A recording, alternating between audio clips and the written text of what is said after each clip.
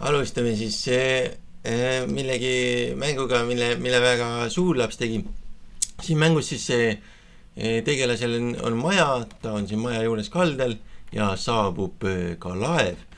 Ja selle laevaga, nagu näite, meil on palju lapsi sellel töötoas ja hästi ruttu panin, et külgkiirus ja pidurdus ja ta peatub alles kuskil siin, kuigi ta peaks peatuma seal vee juures.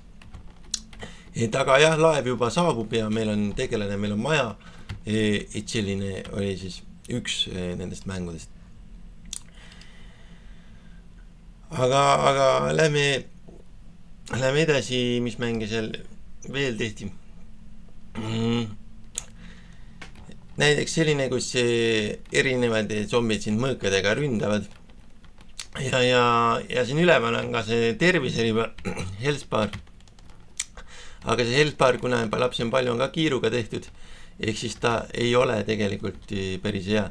Et siin ta midagi seal teeb ja siis ta ka kasvab, kahaneb, väheneb aga üsna juhuslikult. Et selline zombide mäng oli teine üks ilusamaid projekte ja ühte projekti tahtsin veel näidata, kus siis samuti zombi figureerib ja mõõgaga mees, aga siin oled sina see mõõgaga mees seekord ja siis see zombi, nagu näete, siis kuna lapsi on palju, siis mingi efekti sain talle panna, et ta liigub edasi-tagasi, aga muud suurt midagi siin ei ole. Aga nagu näete, siis need lapsed väga ilusat graafikat joonistavad ja selline ülevaade ja tohutu lisa meie raamatukogusse ja aitäh!